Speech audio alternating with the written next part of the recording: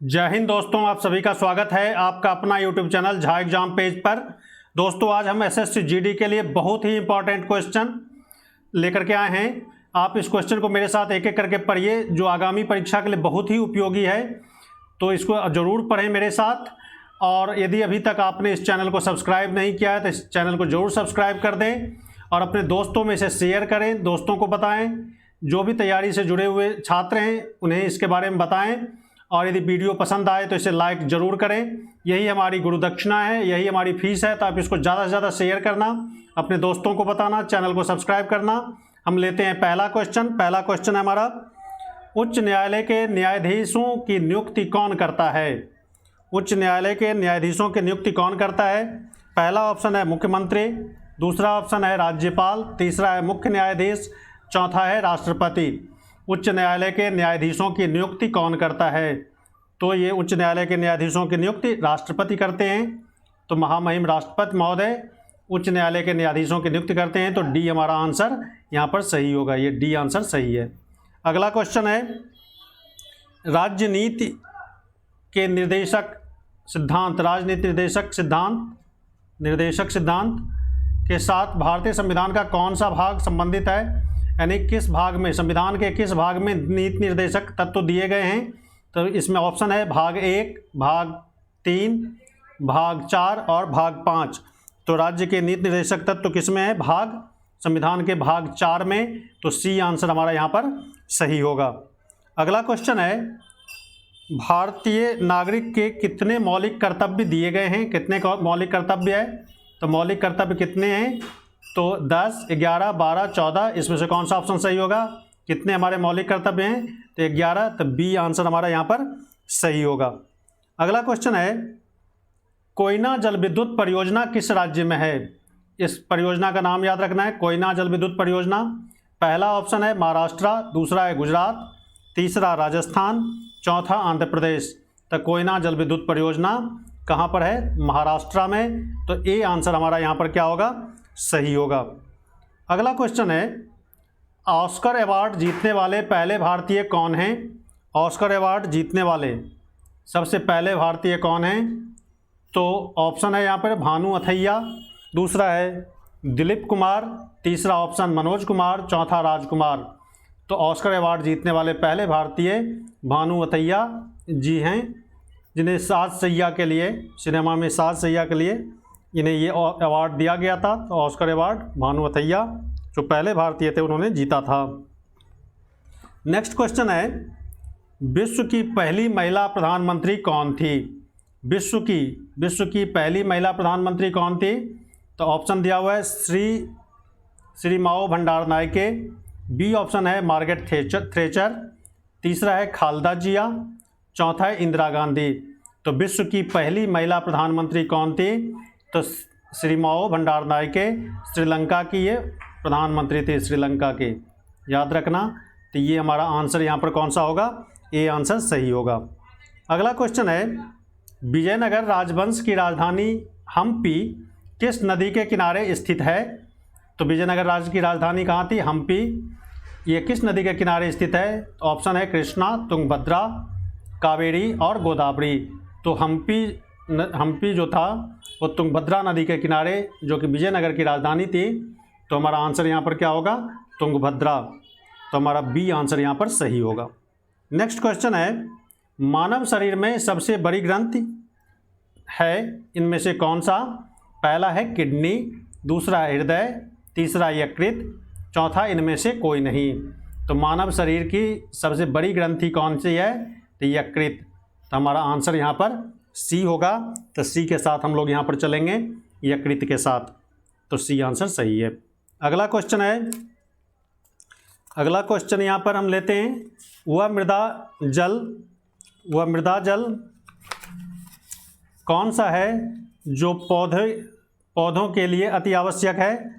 जो पौधों के लिए अति आवश्यक है, पहला है गुरुत्वीय जल, दूसरा है कोशिका जल, तीसरा है आसंजक जल, चौथा ऑप्शन है यौगिक जल।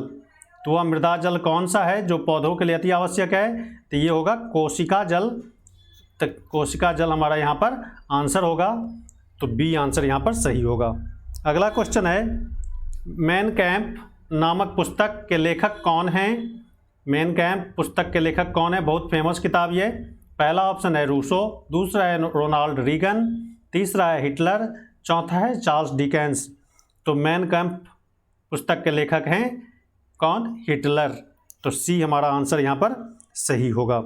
अगला क्वेश्चन है ओजोन में होती है, ओजोन में, ओजोन लेयर जो है हमारे पृथ्वी के ऊपर, इसमें कौन सी गैस होती है? पहला ऑप्शन है केवल ऑक्सीजन, दूसरा है ऑक्सीजन और नाइट्रोजन, तीसरा है हाइड्रोजन और कार्बन, चौथा है ऑक्सीजन और कार्बन। तो ओजोन में क्या होती है? केवल ऑक्सीजन होती है। तो ए आंसर हमारा यहाँ पर सही होगा। ए के साथ हम लोग चलेंगे यहाँ पर, तो ए आंसर सही होगा। अगला क्वेश्चन है किस विधि द्वारा दो ठोसों के मिश्रण को अलग किया जाता है? जब दो ठोस पदार्थ आपस में मिक्स हो जाए, इनमें से किस प्रोसेस के द्वारा इसे हम अलग करते हैं? पहला है संघनन, दूसरा है आसवन, तीसरा है ऊर्ध्वपातन, चौथा है वर्णलेखन। तो हम इसे ऊर्ध्वपातन विधि द्वारा अलग करते हैं। तो ऊर्ध्वपातन यहाँ पर हमारा सही होगा, जिसको इंग्लिश में सब्लिमेशन कहते हैं। तो हमारा आंसर क्या होगा? सब्लिमेशन यानी ऊर्ध्वपातन। तो सी आंसर यहाँ पर सही होगा। अगला है सर्व शिक्षा अभियान के अंतर्गत किस आयु वर्ग के बच्चे आते हैं? सर्व शिक्षा अभियान के अंतर्गत किस आयु वर्ग के बच्चे आते हैं? तो ऑप्शन है 0 से 14 वर्ष, 6 से 14 वर्ष, 3 से 18 वर्ष और 6 से 18 वर्ष। तो सर्व शिक्षा अभियान के तहत याद रखना है, सर्व शिक्षा अभियान के तहत 6 से 14 वर्ष के बच्चों को सम्मिलित किया गया है। तो ये बी आंसर हमारा यहाँ पर सही होगा। नेक्स्ट क्वेश्चन है मनुष्य के नेत्रों के स्वस्थ संचालन के लिए कौन सा विटामिन आवश्यक है? यानी आँख के तंदुरुस्ती के लिए किस तरह के विटामिन की आवश्यकता होती है? तो ऑप्शन दिया हुआ है vitamin A, vitamin B, vitamin C और विटामिन डी। इसमें से कौन सा होगा? आँख के लिए सबसे ज़्यादा जरूरी विटामिन ए। तो ए आंसर हमारा यहाँ पर सही होगा, विटामिन ए सही है। अगला है खालसा पंथ की नींव किस सिख गुरु ने डाली? खालसा पंथ की नींव, खालसा पंथ की स्थापना किसने की? तो पहला ऑप्शन है गुरु गोविंद सिंह, दूसरा है गुरु अर्जुन सिंह, तीसरा ऑप्शन गुरु हरगोविंद, चौथा गुरु तेग बहादुर। तो खालसा पंथ की स्थापना गुरु गोविंद सिंह ने की। तो ये आंसर हमारा यहाँ पर सही होगा। तो गुरु गोविंद सिंह, ये आंसर सही है। अगला क्वेश्चन है ब्लीचिंग पाउडर का रासायनिक सूत्र क्या है? ब्लीचिंग पाउडर, तो पहला ऑप्शन कहता है Na2CO3 सोडियम कार्बोनेट, दूसरा है CaOCl2 कैल्शियम हाइपोक्लोराइड, तीसरा ऑप्शन है CaCl2 कैल्शियम क्लोराइड और ये है NaCO3 सोडियम कार्बोनेट। तो इसमें ब्लीचिंग पाउडर के लिए जो रासायनिक सूत्र हम लिखते हैं वो कौन सा होता है? Calcium hypochlorite CaOCl2। तो ये हमारा ब्लीचिंग पाउडर है CaOCl2। तो बी आंसर सही होगा। अगला क्वेश्चन है सत्यमेव जयते कहाँ से लिया गया है? सत्यमेव जयते कहाँ से उद्धृत किया गया है? पहला है मुंडक उपनिषद, दूसरा है रामायण, तीसरा है महाभारत, चौथा है अर्थशास्त्र। तो सत्यमेव जयते मुंडक उपनिषद से लिया गया है। तो यहाँ पर आंसर हमारा क्या हो जाएगा? ए सही हो जाएगा। दोस्तों अभी तक इस चैनल को यदि आपने सब्सक्राइब नहीं किया है तो इस चैनल को ज़रूर सब्सक्राइब करें, ये हमारा हम्बल रिक्वेस्ट है। तो आप इसे ज़रूर सब्सक्राइब करें और वीडियो पसंद आए तो इसे लाइक करें, अपने दोस्तों को बताएं और इस चैनल को थोड़ा सा आगे बढ़ाएं, यही आपसे हमारी अपेक्षा है। इसे ज़रूर सब्सक्राइब करें, वीडियो पसंद आए लाइक करें। हम लेते हैं अगला क्वेश्चन। अगला क्वेश्चन है राज्यसभा के लिए मनोनीत भारतीय चलचित्र की पहली अभिनेत्री कौन थी? यानी राज्यसभा के लिए मनोनीत पहली भारतीय चलचित्र के लिए पहली अभिनेत्री कौन थी? तो यहाँ पर ऑप्शन दिया हुआ है नरगिस दत्त, दूसरा ऑप्शन है मधुबाला, तीसरा है हेमा मालिनी, चौथा है कामिनी कौशल। तो राज्यसभा के लिए फिल्म जगत से जो अभिनेत्री पहली चुनी गई थी राज्यसभा के लिए वो थी नरगिस दत्त। तो ये आंसर हमारा यहाँ पर सही होगा। अगला क्वेश्चन है विश्व सुंदरी बनने वाली प्रथम भारतीय महिला थी? विश्व सुंदरी बनने वाली प्रथम भारतीय महिला, याद रखना है विश्व सुंदरी की बात की जा रही है। तो यहाँ पर ऑप्शन है सुष्मिता सेन, रीता फाड़िया, ऐश्वर्या राय, इनमें से कोई नहीं। तो प्रथम भारतीय महिला जो विश्व सुंदरी बनी थी वो थी रीता फाड़िया। तो हमारा आंसर क्या हो जाएगा, बी आंसर सही होगा। अगला क्वेश्चन है, संतोष ट्रॉफी किस खेल से संबंधित है? संतोष ट्रॉफी किस खेल से संबंधित है? ये किस खेल में ये ट्रॉफी दिया जाता है संतोष ट्रॉफी? पहला है क्रिकेट, दूसरा है फुटबॉल, तीसरा है हॉकी, चौथा है शतरंज। तो संतोष ट्रॉफी किसके लिए दिया जाता है? फुटबॉल में। तो फुटबॉल का ये ट्रॉफी होता है। तो बी आंसर हमारा यहाँ पर सही होगा। तो बी के साथ यहाँ पर हम लोग चलेंगे। अगला क्वेश्चन है, भारतीय संविधान के किस संशोधन द्वारा प्रस्तावना में दो शब्द समाजवादी और धर्मनिरपेक्ष जोड़े गए थे? जोड़े गए थे, ये छूटा हुआ थोड़ा सा, जोड़े गए थे। भारतीय संविधान के किस संशोधन द्वारा प्रस्तावना में दो शब्द समाजवादी और धर्मनिरपेक्ष जोड़े गए थे? तो पहला है ऑप्शन है 28वां, दूसरा है 40वां, तीसरा है 42वां और 52वां संशोधन।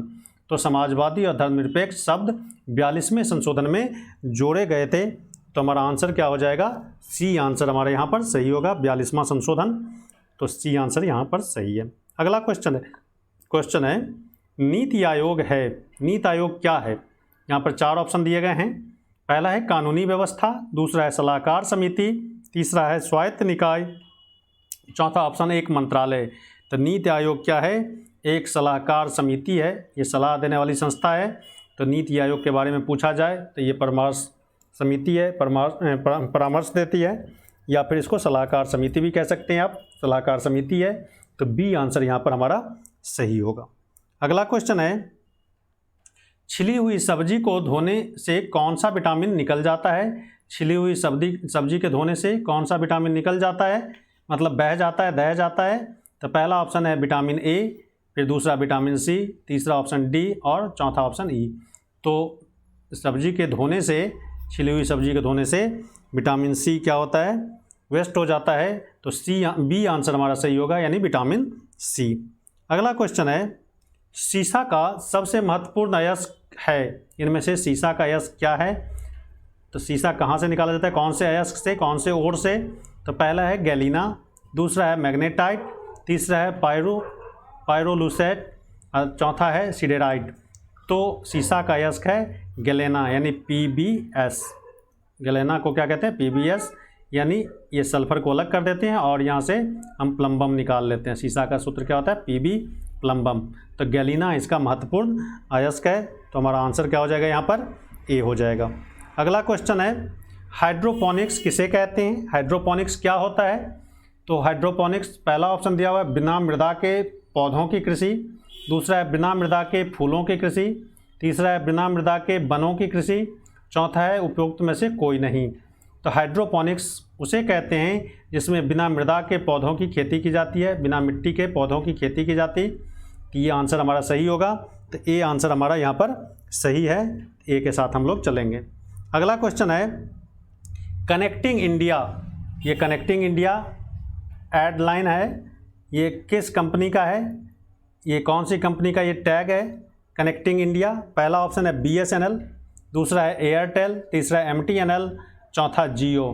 तो ये आंसर हमारा यहाँ पर BSNL का ये टैग है, BSNL का कनेक्टिंग इंडिया। तो ये आंसर यहाँ पर हमारा सही होगा। अगला क्वेश्चन है, डिगबोई जो कि असम में है, किस उद्योग के लिए जाना जाता है? पहला है लोकोमोटिव, दूसरा है कच्चा तेल, तीसरा है कोयला, चौथा है लोहा। तो डिगबोई कच्चा तेल के लिए, यानी पेट्रोलियम प्रोडक्ट के लिए जाना जाता है, ये कच्चा तेल का यहाँ पर उद्योग। तो बी आंसर यहाँ पर हमारा सही होगा। डिगबोई में क्या है, कच्चा तेल यानी पेट्रोलियम, वहाँ से निकाला जाता है असम में। तो बी आंसर हमारा सही होगा। अगला क्वेश्चन है, गांधी जी ने सविनय अवज्ञा आंदोलन कब आरंभ किया था? तो गांधी जी ने सविनय अवज्ञा आंदोलन कब आरंभ किया था? ऑप्शन दिया हुआ 1930, फिर 1931, 1932 और 1933। गांधी जी ने सविनय अवज्ञा आंदोलन वर्ष 1930 में 6 अप्रैल 1930 को। तो ये आंसर हमारा सही होगा। अगला क्वेश्चन है, डुरंड रेखा किन दो देशों की सीमा है? डुरंड रेखा किन दो देशों की सीमा रेखा है? तो पहला ऑप्शन है भारत और पाकिस्तान, दूसरा है पाकिस्तान और अफगानिस्तान, तीसरा है नेपाल और भारत, चौथा है नेपाल और चीन। तो डूरंड रेखा पाकिस्तान और अफगानिस्तान के बीच में है, तो बी आंसर हमारा यहाँ पर सही होगा। तो बी के साथ हम लोग चलेंगे। अगला क्वेश्चन है यूनिसेफ का मुख्यालय कहाँ है? यूनिसेफ का मुख्यालय कहाँ है? तो आंसर यहाँ पर दिया हुआ है जेनेवा, दूसरा है वियना, तीसरा है न्यूयॉर्क और चौथा है वाशिंगटन डीसी। तो यूनिसेफ का मुख्यालय कहाँ है यहाँ पर? तो न्यूयॉर्क यहाँ पे हमें देना है सी आंसर। तो न्यूयॉर्क के साथ हम लोग यहाँ पर चलेंगे। तो यूनिसेफ का मुख्यालय न्यूयॉर्क। तो यहाँ पर दोस्तों आज बस इतना ही इस वीडियो में। फिर हम मिलेंगे आपको अगले वीडियो में कुछ नए क्वेश्चंस, कुछ नए चैप्टर के साथ। आज बस इतना ही। और यदि आपने चैनल को सब्सक्राइब नहीं किया है तो एक बार ज़रूर मैं बोलना चाहूँगा कि इस चैनल को ज़रूर सब्सक्राइब करें। Thank you very much. जय हिंद।